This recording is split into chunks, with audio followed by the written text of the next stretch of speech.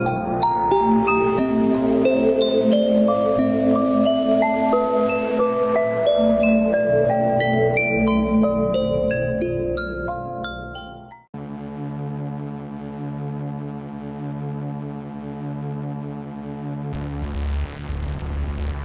Mary, Slenderman, eles não estão com nada.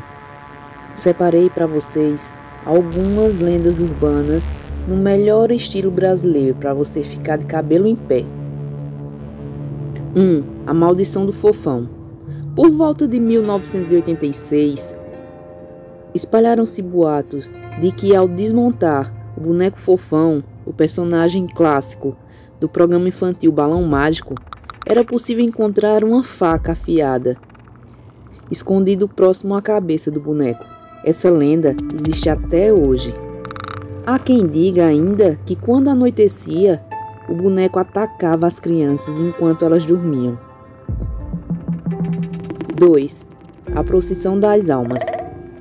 Essa lenda de Mariana, em Minas Gerais, é a inspiração para o rito religioso que acontece até hoje na cidade. Conta-se que uma senhora vivia sozinha e passava o dia inteiro olhando a rua. Certa noite, ela teria visto uma procissão se aproximar. A velha estranhou, pois nem mesmo os sinos da igreja tocaram, que era uma coisa comum em dias de procissão. Mesmo assim, a senhora ficou na janela assistindo. Próximo ao fim do cortejo, uma das pessoas que participavam se aproximou e entregou uma vela à senhora da janela. Ela aguardou e foi dormir. No dia seguinte, quando ela acordou, se deparou com ossos no lugar em que tinha deixado a vela. O desfecho da lenda varia. Algumas versões dizem que a velha morreu, outras que a alma voltou para buscar os ossos na noite seguinte. No fim, a moral é a mesma. A procissão das almas não é para ser vista pelos vivos. 3. O ladrão de órgão. É comum ouvirmos histórias que envolvem pessoas que são drogadas e acordam em uma banheira de gelo e sem um rim. Terror real. Pois bem, há uma lenda urbana brasileira que trata desse tema assustador. Diz a história que Leandro, um menino de 11 anos, ganhou de Natal um joguinho virtual. Nele, o garoto podia conversar com outros jogadores de vários países. Ele acabou ficando bem amigo de um usuário chamado Lorde Sagodoara, que lhe mandou um link. Segundo o colega misterioso, era um jogo que ele próprio havia desenvolvido. Cheio de inocência, Leandro ficou no link, que era na verdade um rastreador que mostrava o endereço da criança. No dia seguinte, o menino teria acordado em uma banheira cheia de gelo, com um corte na região das costas. 4. O Capa Preta. Na década de 1970, os moradores de Juiz de Fora, Minas Gerais, teriam sido aterrorizados por um homem misterioso que andava pela cidade, coberto por uma capa preta. Como se isso já não fosse bizarro o suficiente, houve ainda relatos de pessoas atacadas por esse ser obscuro. A população, claro, entrou em pânico. Grupos de habitantes se formaram para caçar o tal capa preta. O resultado de fazer justiça com as próprias mãos foi desastroso. Pessoas que não tinham nada a ver com a história, como um padre confundido por causa de sua batina, foram castigadas. Até mesmo o exército tentou resolver o mistério. Mas o caso pareceu se resolver sozinho, pondo um fim na histeria. Na beira do rio que corta a cidade, foram encontrados uma capa e um bilhete de despedida do suspeito, que dizia ser mal compreendido pela sociedade. 5. Gangue dos Palhaços.